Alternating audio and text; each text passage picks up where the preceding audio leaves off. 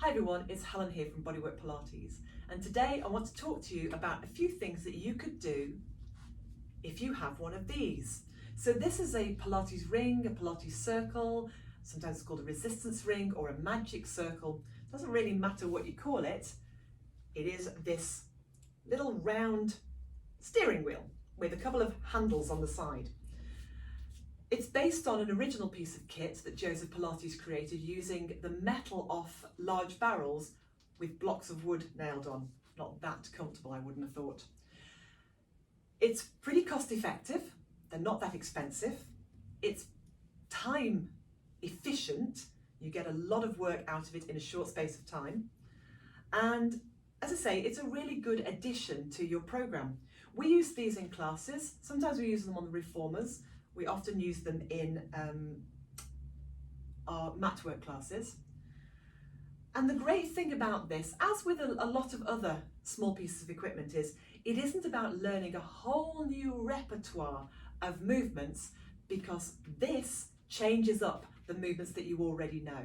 And sometimes we just need to be challenged differently to feel a real difference in our results. So there's a couple of things you need to think about when you're working with this.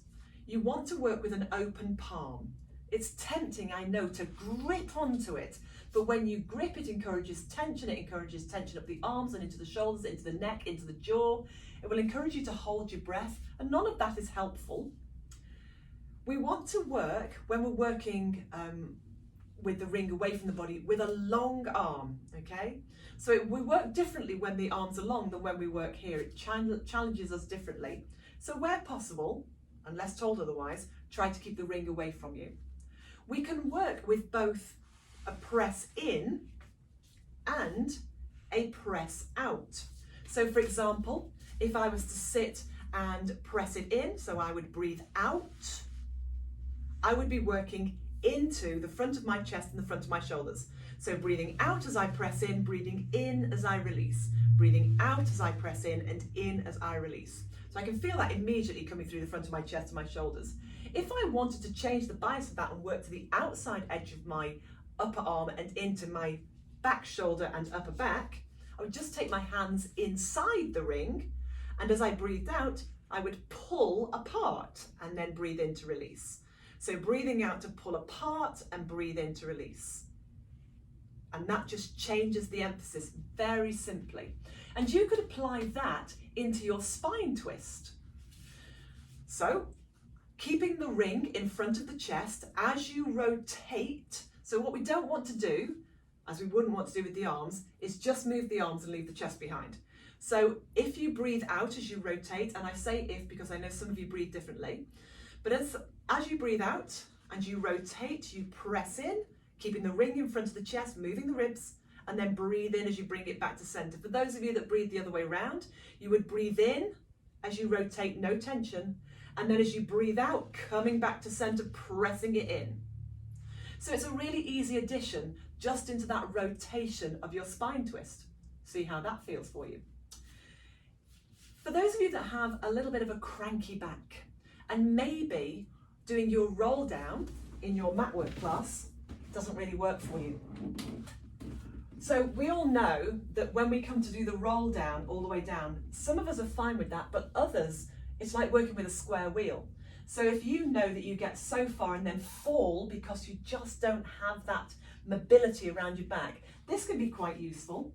I would say have your knees bent, put the ring around the feet and then hold on with long arms, shoulders down, retract the chin slightly, and then as you breathe out, really pull away, like somebody's pulling back on the back of your pants, drawing away from that space above the pubic bone, below the navel. Let the shoulders be wide, softening down away from the ears, the chin slightly drops in. And then as you breathe in, I like to keep the curve as I come forward and then restack the spine, bringing the crown of the head up last. So again, as I breathe out, I just roll across the back of the pelvis, pressing away through that low back, scooping up with the pubic bone, arms are still long. And what I can feel here now is a sense of stretch, because I traditionally get a little tight around my low back. And then coming forward, restacking at the end of the movement. So that might be useful to some of you that have a tight lower back. for whatever reason, some restriction there, some limitation of mobility. For those of you that can do the roll down, well, all you need to do is add in the press in, or if you prefer, the pull out on the outward breath phase of the roll down. So for example, the way I would do it, would have my legs straight. You might work with your legs bent, up nice and tall, my arms are long, palms are open. As I breathe out, I'm going to press in, scoop away, I'm going to keep my heels heavy, and I'm going to feed my spine bone by bone all the way down. I'm still pressing in. Now as my head touches, I begin to breathe in. I've taken all the tension away from it as I take my arms back, softening my ribs. Still breathing in as I bring my arms forward. I'm pressing in now as I breathe out, sliding down through my ribs, curling through, reaching it forward, and then restacking. So by the time I come back up here, I've no tension. So when I breathe out on the movement, I press in, and when I breathe in on the movement, I release the pressure. So we've not changed the movement at all, we've just added another focus to it. Another movement I love doing with the ring is a spinal extension. Now, if you have restriction, limitation, or tightness around your shoulders, you may struggle with this. This may not be for you. But if you're okay, give it a go. So lengthening those legs, pressing down into the front edge of the pelvis, so the hip creases either side of the pubic bone itself, the hip bones, the lowest ribs. And then with my arms long, I'm going to upend my ring. And this is where it can get difficult. Without compressing my neck, I'm just going to lift my arms to place my hands on top of the ring. And again, my palms are open, shoulders are drawn away from the ears. Now this is where the breathing changes. I'm going to keep the front face of my pelvis down, thinking about lightly engaging my abdominals and sending my sacrum away to open up my low back. And as I inhale, I press lightly onto the ring and lift behind the breastbone.